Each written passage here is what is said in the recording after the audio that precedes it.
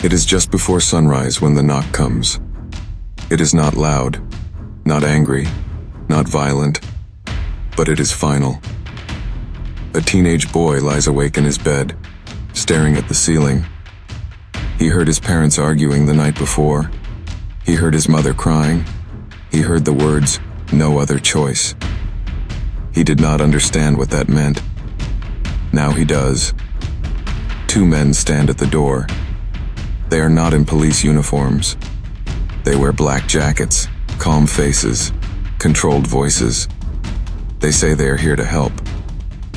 The boy's mother avoids his eyes. His father signs a paper. Within minutes, the boy is told to pack a small bag. No phone, no laptop, no goodbye to friends.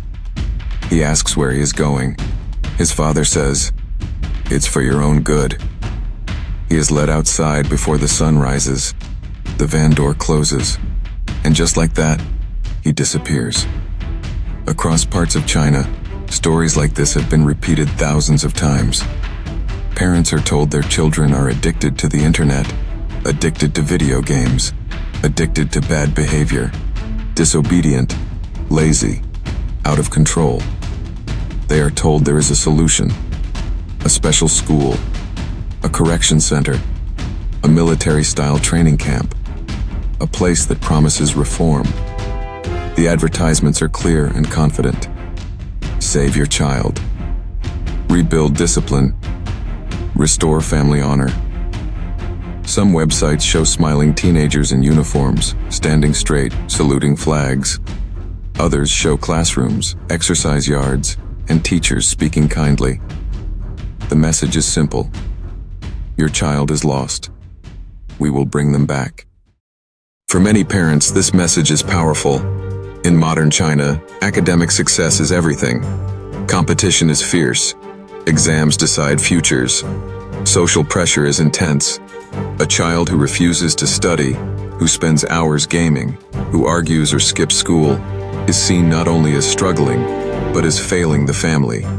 And failure brings shame. The idea of internet addiction became a serious concern in the early 2000s. As computers and smartphones spread quickly across the country, young people embraced online games, social media, and digital worlds. Some teenagers played for long hours. Some skipped school. Some isolated themselves in their rooms. The government recognized internet addiction as a public health issue. It was described as a threat to youth development and social stability. Clinics began to open. Boot camps followed. Reform schools multiplied. They were often called special education centers or behavior correction academies. Some were private businesses. Some worked closely with local authorities. Many operated with little outside inspection. They promised strict discipline, structure, control, and results. Parents were told that strong methods were necessary, that modern children were too soft, that tough love would save them. Many parents believed it, and many parents paid large amounts of money. For some families, sending their child away felt like their last hope. Inside the moving van, the teenage boy sits in silence. His phone was taken before he left. The men beside him do not speak much. He watches buildings pass by, then highways, then countryside. He does not know how far they are going. He does not know how long he will be gone. He only knows that his parents did not stop it. And that hurts more than fear. When the van arrives, the first thing he sees is a gate. Tall, metal, closed. A sign outside says the name of the academy. Words like youth development and behavior training are printed in bold. The gate opens slowly. Inside are gray buildings, security cameras, a wide yard. Other teenagers in identical uniforms march in lines. There are no smiles, no laughter. The van stops. The door opens. A new life begins. Officially, these centers are about reform. They are described as places of education, places that correct harmful habits, places that teach discipline, respect, and patriotism. Brochures explain daily schedules, early wake-ups, exercise, classroom study, counseling sessions. Parents are told their children will become stronger, more focused, more obedient. The language is careful. The tone is reassuring. But former students tell a different story. They speak of isolation, of shouting, of punishment, of fear. Some call these places boot camps. Others use a stronger word: camps. The promise of reform sounds simple, but reform for what? Many teenagers sent to these centers were not criminals. They were not violent. They were not dangerous. Some played too many video games. Some refused to attend school. Some argued with their parents. Some struggled with depression or anxiety.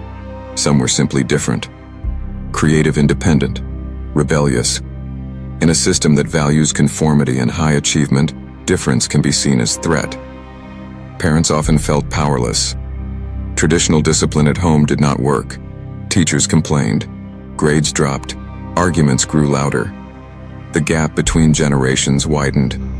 So when a professional-looking counselor says, "We can fix this," it feels like hope, even if that hope comes with a high price. In interviews conducted by journalists over the years, several parents described their decision as painful but necessary. One mother said, "My son would not leave his room. He played games all night. He stopped speaking to us. We were afraid he would destroy his future." A father said, "We tried everything. Tutors, doctors, nothing worked. This was the only option left." Many parents were shown videos of military-style training, teenagers jogging at sunrise, shouting slogans, participating in group activities. The message was clear: discipline builds character. For parents raised in stricter times, this made sense. They believed hardship creates strength. They believed obedience leads to success. They believed temporary pain could prevent lifelong failure. What they did not see were the rooms behind locked doors. The first day inside the center is carefully controlled. New arrivals are separated from each other. Their clothes are taken away. Their personal belongings are removed. They are given uniforms. They are told the rules. No phones. No contact without permission. No disobedience. No questions. The teenage boy stands in line with others who arrived the same day. He sees fear in their faces. Some are younger than him. Some try not to cry. An instructor walks slowly in front of them. His voice is calm but cold. "You are here because you lost control," he says. "We will teach you how to be human again." The words hit hard. Be human again, as if they were not human before. The idea behind these centers is control. Control of time. Control of body. Control of thought. Wake-up calls come before sunrise. Beds must be perfectly made. Shoes must be aligned. Voices must be loud and unified during drills. Small mistakes bring punishment. Push-ups. Standing still for long hours. Public criticism. The purpose, instructors say, is to break bad habits, to rebuild discipline from zero. But critics argue that the system often goes further. They say it attempts to break the individual, to replace independent thinking with obedience, to remove resistance through pressure. In some documented cases, physical punishment was used. In others, isolation rooms were reported. Former students described small, dark spaces where they were locked alone for hours or days. Some said they were denied sleep. Others said they were forced to confess to being addicted, even if they did not believe it. It is important to note that not every center operated in the same way. Some claimed to use counseling and therapy. Some were later shut down after investigations. But enough testimonies emerged over the years to raise serious questions. If these were schools, why were there bars on windows? If these were therapy centers, why were there guards? If these were places of healing, why were so many former students describing trauma? The teenage boy learns quickly that silence is safer than resistance. On his second night, he hears someone crying quietly in another room. No one goes to help. The lights never fully turn off. There is always supervision. Privacy disappears. Days blend together. Time feels strange. Without phones or outside contact, the world shrinks to the size of the compound. He begins to doubt himself. Maybe I was wrong. Maybe I was broken. Maybe I deserved this. That doubt is powerful. It is easier to control someone who believes they are the problem. Outside the gates, life continues normally. Parents go to work. Schools operate. Cities move fast. Most people do not think about what happens inside these centers. The topic is sensitive. Criticism can be risky. Information is limited. And yet, slowly, stories began to leak. A video posted online by a former student, a bruised teenager speaking to a reporter, a death reported in a local newspaper. Each story added weight. Each testimony challenged the promise of reform. The question at the heart of this story is simple. When does discipline become abuse? When does correction become control? When does reform become punishment? In a society facing rapid change, technology growth, and generational conflict, fear can grow quickly. Fear of losing control, fear of moral decline, fear of failure, and fear can justify extreme solutions. The promise of reform is attractive because it offers certainty. It offers order in chaos. It tells worried parents, we have the answer. But answers built on fear can hide deeper problems. As the teenage boy stands in formation on his 7th morning, shouting slogans he barely understands, he feels something shifting inside him. It is not strength. It is not clarity. It is something else. A quiet withdrawal, a protective wall forming. He no longer argues. He no longer asks when he can call home. He follows commands. He keeps his eyes down. From the outside, this looks like progress, compliance, obedience, reform. But inside, something fragile is cracking. The promise of reform was simple. Send your child away. They will return disciplined, focused, grateful. But what happens between departure and return is far more complex. Behind high walls and locked gates, stories unfold that challenge the meaning of education, authority, and care. Some teenagers leave feeling stronger. Others leave carrying invisible scars. And some never fully recover from what they experienced. This documentary begins with a promise made to parents, a promise made to society, a promise made in the name of protection. But as we look deeper inside these centers, we must ask, protection for whom? Control for what? And at what cost? This is only the beginning. Before the camps were built, before the gates were locked, before the vans arrived before sunrise, there was fear. Not fear of crime, not fear of drugs, but fear of screens. In the late 1990s and early 2000s, China changed very fast. Cities grew. Technology spread quickly. Internet cafes opened on busy streets. Online games became popular. Social media platforms connected millions of young people. For many teenagers, the internet was exciting. It was freedom. It was friendship. It was escape. For many parents, it was something else. It was unknown. And unknown things can feel dangerous. At first, internet cafes were everywhere. Teenagers gathered after school to play multiplayer games. Some stayed for hours. Some stayed all night.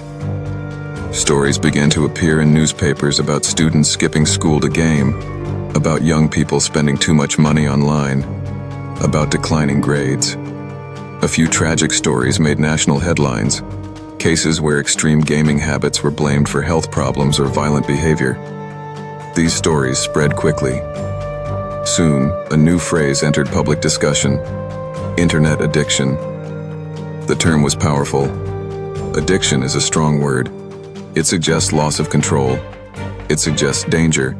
It suggests illness. And once something is labeled an illness, it creates a need for treatment. In 2008, Chinese health authorities officially recognized internet addiction as a clinical disorder. This decision gave the issue serious weight. It was no longer just bad behavior.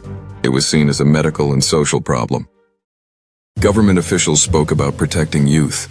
Media programs warned parents about online dangers. Schools encouraged discipline and reduced screen time. But there was a problem. There was no clear agreement on what internet addiction actually meant. How many hours online is too many? Is gaming always harmful? What if a teenager uses the internet for learning? These questions were not fully answered, yet the fear remained strong. And where there is fear, businesses often see opportunity. Private entrepreneurs began opening internet addiction treatment centers. Some were small clinics, others were large boarding facilities. Many used military-style discipline. Their websites promised results. They used strong language. 90% success rate. Complete behavior correction in 3 months. Rebuild your child's future. Parents were desperate for solutions. These centers charged high fees, sometimes thousands of dollars for a few months of treatment. For middle-class families, it was expensive but possible. For wealthier families, it was a small price to pay for peace of mind. The industry began to grow. One of the most well-known early figures in this movement was Yang Yongxin. He was a psychiatrist who became famous for treating internet addiction in the mid-2000s. He worked at a hospital in Shandong province. His methods were controversial. Reports described the use of electroshock therapy to cure young people of gaming addiction. Yang believed strong measures were necessary. He argued that internet addiction damaged the brain and destroyed families. Some parents praised him. Others criticized him. International media raised serious concerns. In 2009, health authorities reportedly banned the use of electroshock therapy for internet addiction treatment. But the larger system of boot camps and discipline centers did not disappear. It adapted. By the early 2010s, dozens, then hundreds, of private youth correction schools operated across different provinces. They had different names: Youth Development Academy, Patriotic Education Base, Special Behavior Correction School, Military Training Camp for Teens. The names sounded official, but many were private businesses. Some worked closely with local officials, others operated in gray areas of regulation. Oversight was often weak, inspections were rare. Parents usually signed contracts. These contracts often included strict rules: no unscheduled visits, no direct phone contact. Trust the system. The industry presented itself as professional. Websites showed uniformed instructors. Promotional videos showed teenagers running drills, smiling after graduation. But critics began asking questions. What qualifications did the staff have? Were they trained psychologists or former soldiers hired for discipline? In many cases, instructors had military backgrounds, not mental health training. The focus was order, not therapy. Why did this industry grow so quickly? The answer lies deeper than gaming. China's education system is extremely competitive. From a young age, children face exams that shape their future. High school entrance exams, university entrance exams, job competition after graduation. Parents invest heavily in tutoring and extra classes. Success is not just personal, it reflects on the family. A child who refuses to study or shows little interest in school creates deep anxiety. Many parents grew up during harder times. They experienced poverty or strict discipline. They believe hard work is the only safe path. When they see their child playing online games for hours, they see danger. They imagine failure. They imagine lost opportunity. They imagine shame. So when a school promises to reset their child's mindset, it feels like rescue. The government's role in this industry is complex. On one hand, authorities expressed concern about harmful treatment methods. Some centers were investigated. Some were closed after reports of abuse or death. On the other hand, the government also promoted strong discipline and patriotism among youth. Military-style training was already common in schools. Many high school and university students participate in mandatory military training at the start of the school year. The idea that strict discipline builds character is not new. Boot camps fit within that cultural logic.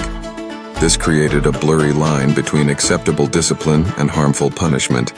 And in that blurry space, the industry continued to grow. Media coverage sometimes exposed extreme cases. In one widely reported incident, a teenager died after being beaten at a correction center. In another case, a student escaped and described being locked in isolation rooms. These stories caused public anger.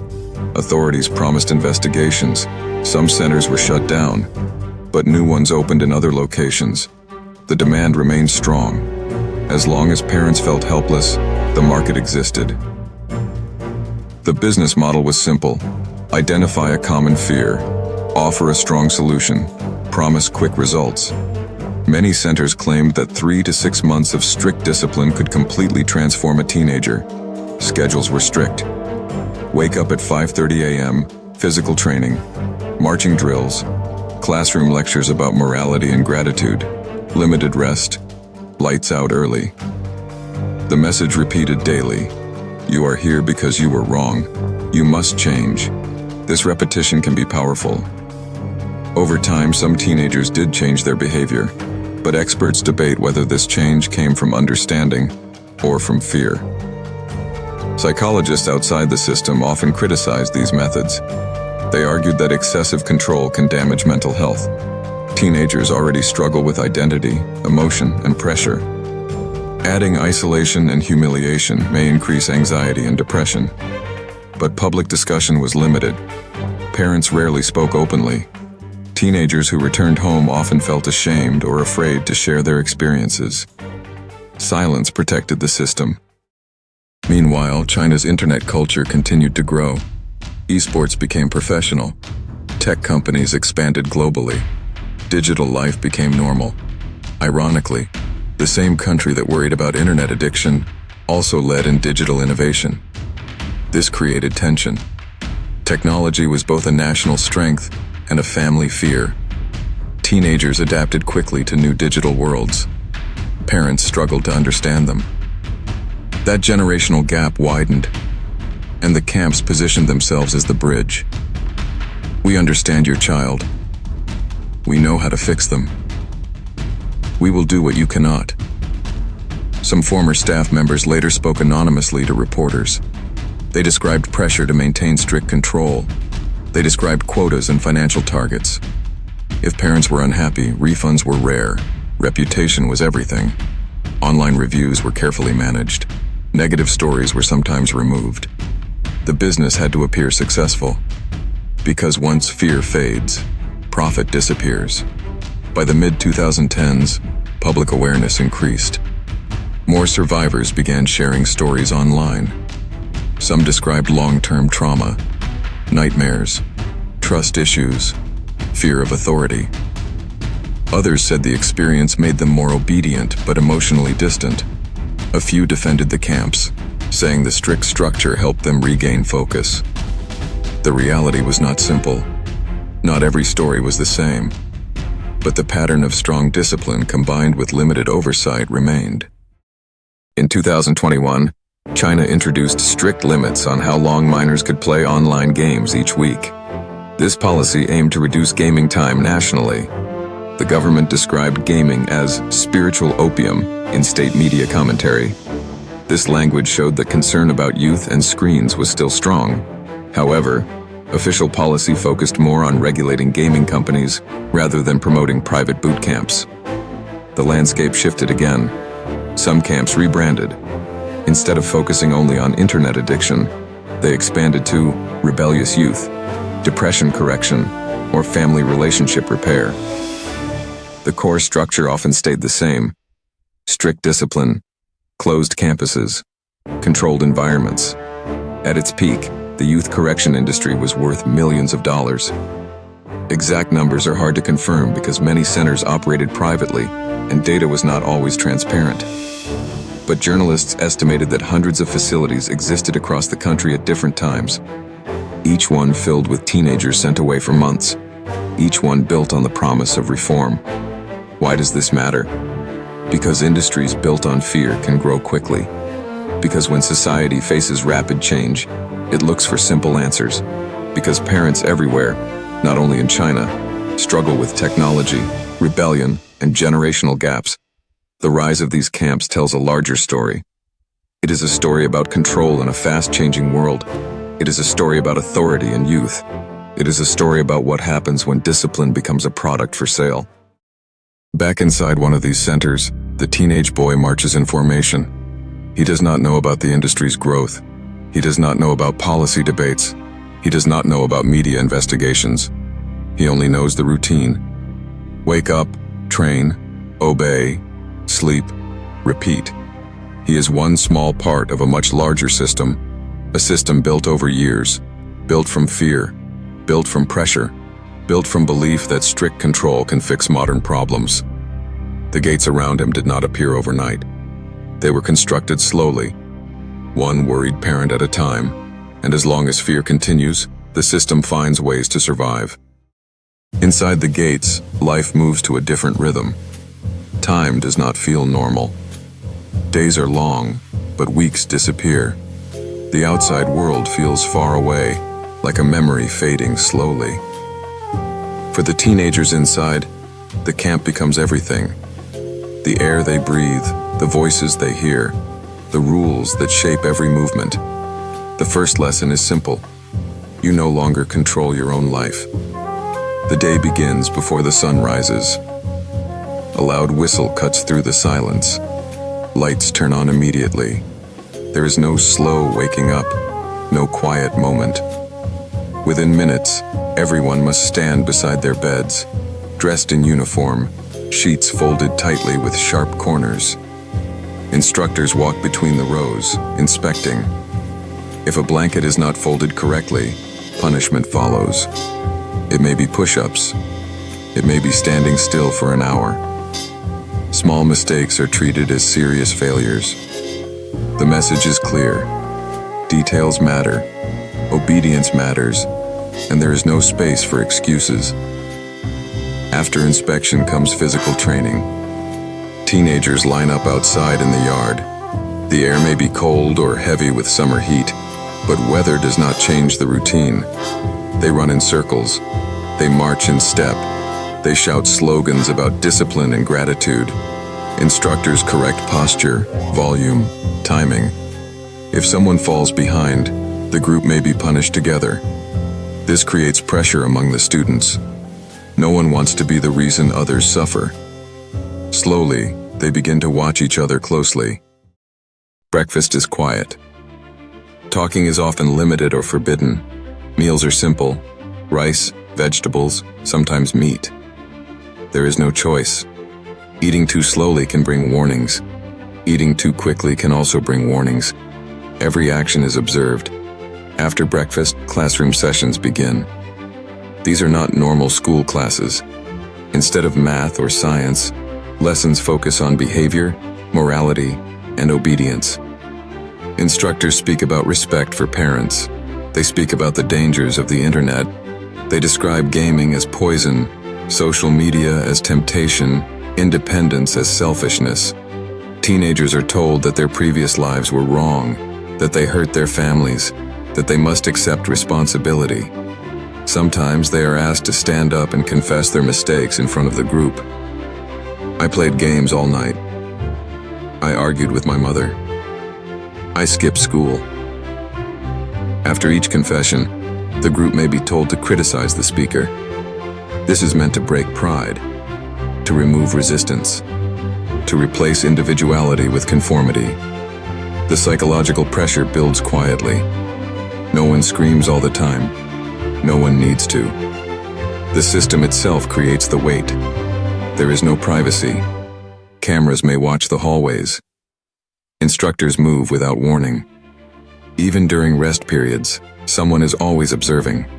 Some former students described isolation rooms, small spaces with little light, a mattress on the floor, a locked door. Isolation could last hours or longer, depending on behavior. The purpose, staff said, was reflection. But for many teenagers, it felt like abandonment. Silence in a small dark room can stretch endlessly. Thoughts grow louder. Fear grows stronger. Physical punishment has been reported in some centers. Slapping, pushing, forced stress positions, long hours of standing under the sun. Not every center used the same methods, and some denied using violence. But enough testimonies from former students described harsh discipline that questions remain difficult to ignore. Even without extreme violence, constant control can leave marks that are not visible. The teenagers begin to change. At first, many resist. They argue. They cry. They demand to call home. But calls home are controlled. Sometimes parents are told their child is improving and should not be disturbed. Letters may be monitored. Some students say they were encouraged to write apology letters to their families, promising to be better children. In these letters, they often repeated phrases taught by instructors. Over time, resistance becomes exhausting. When every action is monitored, when every day follows the same strict order, energy fades. Some teenagers become quiet and obedient. Others shut down emotionally. A few try to escape, but escape is rare and dangerous. The gates are guarded, the walls are high, and even if someone escapes, where would they go without money or phone? Friendships form carefully. Speaking too openly can bring trouble. Some students fear that others may report rule breaking to gain favor with instructors. Trust becomes fragile. At the same time, shared suffering can create silent bonds. A glance during training, a quick whisper at night, a small act of kindness, like sharing food. These small moments become powerful because they are rare.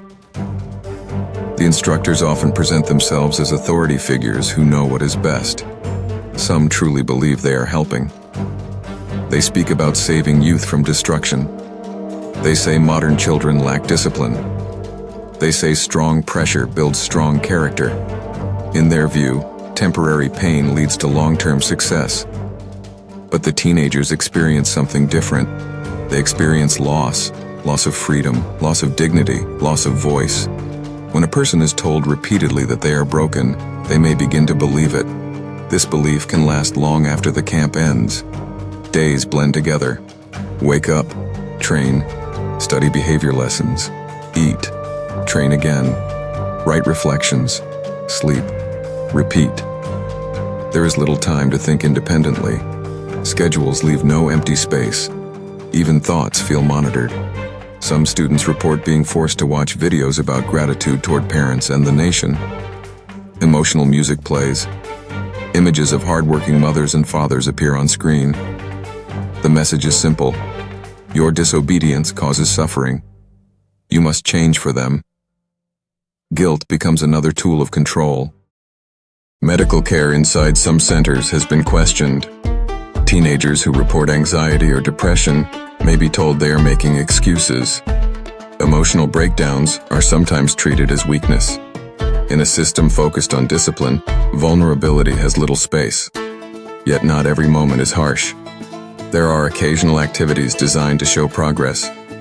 Group exercises, award ceremonies for most improved student, graduation events where parents return and see their child standing straight, speaking politely. These moments are carefully organized. They show visible change. They reinforce the idea that the system works. When parents visit after months away, they often see a different child, a quieter child, a more obedient child, a child who says sorry. For some families, this feels like success. They may not see the fear behind the calm face. They may not hear the silence inside their child's mind. Inside the dormitory at night, whispers sometimes return. Teenagers share dreams of going home. Some plan what they will do differently. Some promise never to touch a game again. Others think quietly about how to survive until release without losing themselves completely. For many, the hardest part is not the physical training. It is the feeling of being misunderstood, of being treated as a problem instead of a person, of having emotions reduced to symptoms. A teenager struggling with pressure may need support, but inside the walls, support often looks like control. Time inside the camp can feel longer than it is. 3 months can feel like a year. 6 months can feel endless. Without outside contact, identity shifts. The world shrinks to uniforms and whistles. Some former students later describe feeling anxious in open spaces after leaving. Others felt fear when hearing loud whistles or strict voices. Trauma does not always show itself immediately. Sometimes it appears years later. At the same time, some individuals said the structure helped them break unhealthy patterns. They said forced distance from gaming allowed them to reset habits. These voices exist too. The reality inside the walls is not one single story. It is a collection of experiences shaped by personality, staff behavior, and chance. But one truth remains consistent. Choice is removed. Teenagers do not volunteer freely. They are sent. And when a young person is placed in a closed system without consent, the balance of power becomes extreme. As weeks pass, the teenage boy from earlier sections begins to move automatically. He wakes before the whistle. He folds his blanket perfectly. He repeats slogans without thinking. From the outside, he looks transformed. Inside, he counts days quietly. He wonders if his parents believe he is improving. He wonders if they know how often he feels small. He wonders who he will be when he leaves. Inside the walls, reform is measured by obedience. But obedience and healing are not the same thing. Discipline can change behavior. It cannot always repair trust. When the gates finally open for release, the outside world feels bright and loud. Some teenagers step out feeling relief. Others feel fear. They have learned how to survive inside strict lines. Freedom feels unfamiliar. To understand the camps, we must also understand the families. It is easy to focus only on the walls, the drills, and the punishments. But behind every teenager who entered those gates, there was a parent who made a decision. That decision did not come from nowhere. It came from fear, pressure, confusion, and sometimes deep love mixed with desperation. Many parents did not wake up one day wanting to send their child away. For most families, the choice came after months or even years of conflict at home. Arguments over homework, fights about gaming, silent dinners, slammed doors, report cards with falling grades, phone calls from teachers, messages from school counselors. In modern China, education carries enormous weight. From early childhood, children are told that success in school shapes their entire future. Entrance exams determine which high school they attend. High school results determine which university they enter. University determines career opportunities. Career determines stability, income, and respect. Parents feel responsible for guiding this path. If a child begins to step away from it, panic can grow quickly. Some parents described watching their son or daughter stay up all night playing online games. They described trying to limit screen time, only to face anger or tears. Some said their children refused to speak to them at all. Others reported signs of depression, staying alone in dark rooms, avoiding family gatherings, losing interest in school. But mental health discussions are still difficult in many communities. Depression may be misunderstood as laziness. Anxiety may be seen as weakness. Emotional distance may be seen as rebellion. When communication breaks down between parent and child, frustration grows on both sides. One mother said in an interview, "I felt like I lost my son.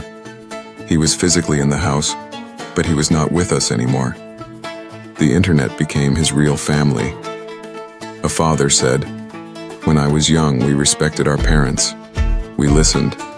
Now children talk back. They question everything. We don't know how to handle it." Generational differences play a large role. Many parents grew up in times of economic struggle and strict discipline. They experienced hardship and believed that endurance builds strength. Their children grew up in a more connected digital world. They value independence and personal expression. These two worlds sometimes collide painfully inside one home. In this emotional space, correction camps present themselves as helpers. Advertisements target worried parents directly. They use phrases like, "Restore harmony to your family," and "Professional intervention for rebellious youth." Websites often show testimonials from parents who claim their child returned polite and grateful.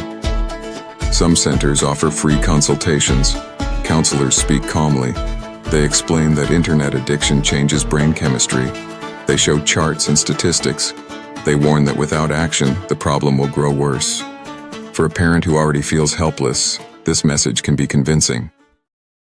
The camps promise structure where chaos exists. They promise authority where control has failed. They promise results when nothing else seems to work. Many parents struggle with guilt even before making the decision. They may ask themselves, did I work too much? Was I too soft? Was I too strict? In a fast-moving society, parents often work long hours. Some children grow up with grandparents while parents focus on jobs. Emotional distance can grow slowly without anyone noticing. When problems appear, parents may blame themselves. The camp offers a way to fix the situation quickly. Some families describe the moment of sending their child away as heartbreaking. There are tears. There are promises that it is only temporary. Some parents believe the strict environment will teach lessons they could not teach at home. They believe their child will understand the value of family once separated from it. But not all parents are fully informed about what happens inside. Contracts often include rules limiting communication. Parents may receive scheduled updates that describe progress. These updates highlight positive behavior changes. Rarely do they describe punishments or emotional distress. When children try to explain their experiences after returning home, some parents struggle to believe them. Accepting that harm occurred would mean accepting that they caused it. This is one of the deepest tragedies of the system. Families enter it hoping to repair relationships, but sometimes the experience creates new wounds. A former student once described returning home after months in a camp. He stood straighter. He spoke more politely. His parents were proud, but inside he felt distant. He no longer trusted them. He felt that when he needed understanding, they chose control. Trust, once broken, is difficult to rebuild. Not all parents respond the same way. Some, after hearing stories of abuse from news reports, felt immediate regret. They removed their children early if possible. Others defended the camps, arguing that strict discipline is misunderstood by outsiders. Cultural values play an important role. In many Asian societies, respect for parents and elders is deeply rooted. Obedience is often seen as a sign of good character. When teenagers challenge authority, it can feel like moral decline rather than normal development. The pressure is not only inside the family, it also comes from neighbors, relatives, and social circles. If a child drops out of school or shows extreme behavior, gossip can spread. Parents may feel judged. They may feel that sending their child to a correction center shows responsibility rather than failure. Economic factors also matter. These camps are expensive. Paying high fees can make parents believe strongly in the value of the program. The more they invest financially, the harder it becomes to question the system. Some parents visit during controlled family days organized by the camps. These visits are carefully structured. Teenagers may perform drills or give speeches about gratitude. Parents see visible change. The child appears disciplined. The environment appears organized. In that moment, doubts may disappear. But private conversations during such visits are often limited. Teenagers may fear speaking honestly. They may worry that complaints will bring punishment later. In other cases, families are fully aware of harsh discipline and support it. Some believe that pain teaches lessons more effectively than conversation. They argue that short-term suffering prevents long-term disaster. The question becomes complex. Where is the line between tough love and harm? Many parents who later spoke publicly expressed regret.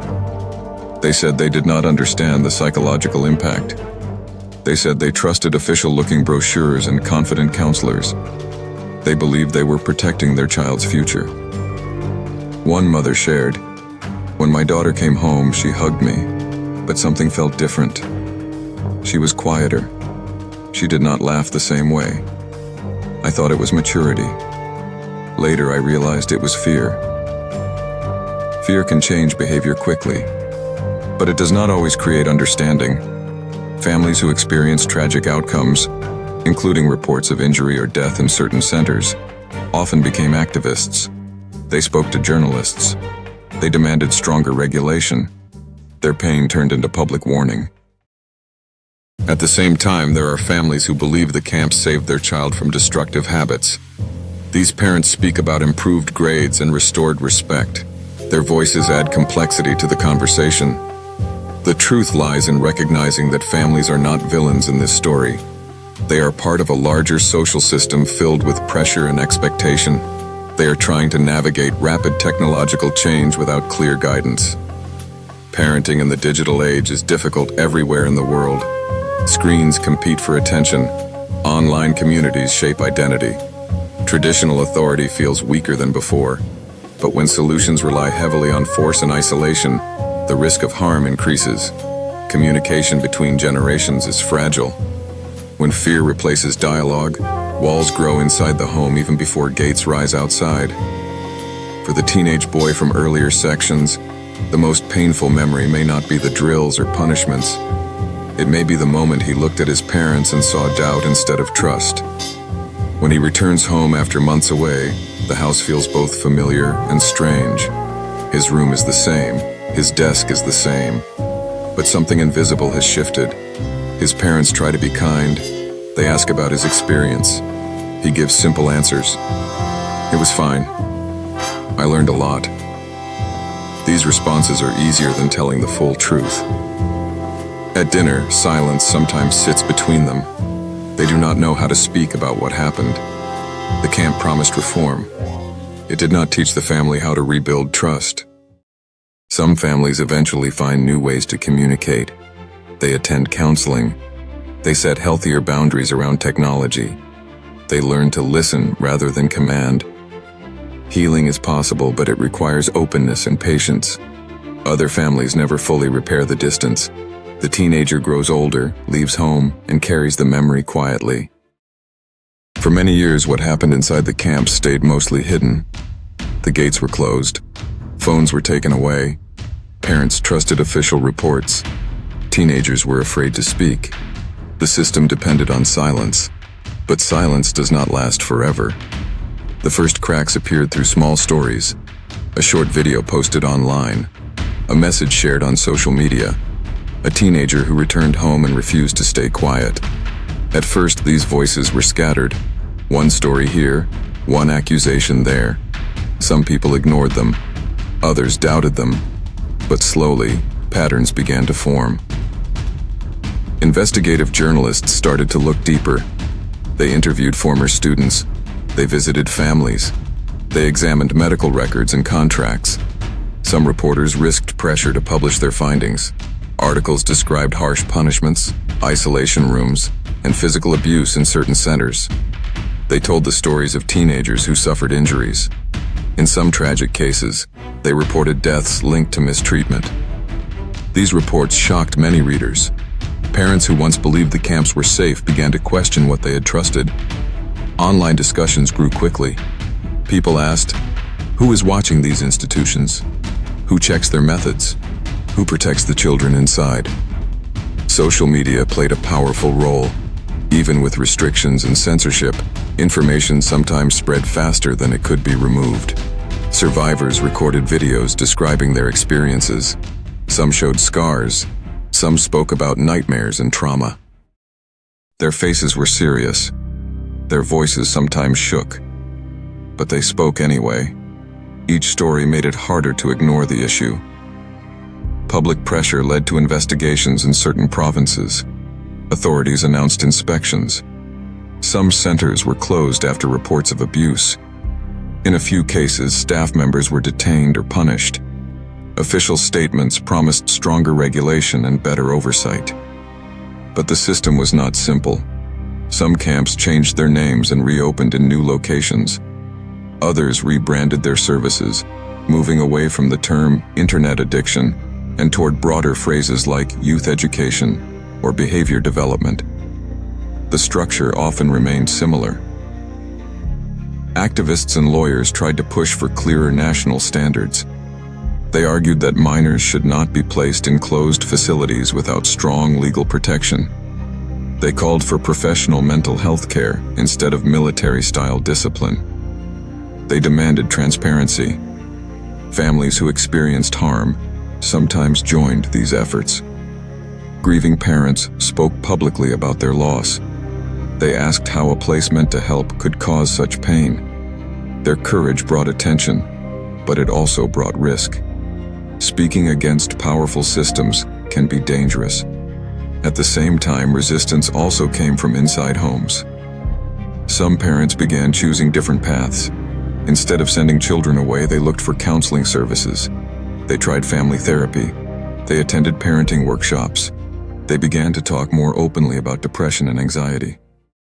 Young people themselves became more aware. Online communities formed where survivors shared advice and emotional support. They reminded each other that they were not alone. They discussed healing and rebuilding trust. Government policy also shifted in some ways. Instead of focusing only on punishment, new efforts aimed at regulating online gaming companies and limiting playtime for minors. The goal was to address the root concern, excessive gaming, at a national level, rather than leaving families to search for extreme solutions. Still, challenges remain. Not every camp has disappeared. Not every story has been told. Some survivors continue to struggle quietly. Trauma does not end when a gate opens. Exposure changed the conversation. What was once hidden became debated. What was once accepted without question became controversial. But resistance is not only about shutting down buildings, it is also about changing beliefs.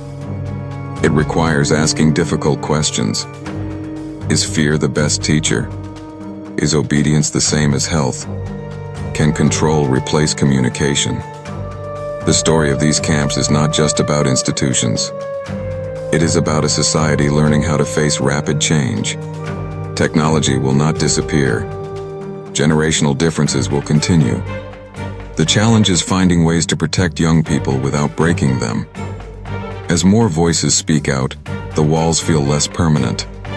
The future may hold stricter oversight, better mental health resources, and more open dialogue between parents and children. But that future depends on continued awareness. The exposure of the camps shows something important. Even systems built on silence can be challenged. Even hidden stories can reach the light. And once people begin to listen, change, however slow, becomes possible.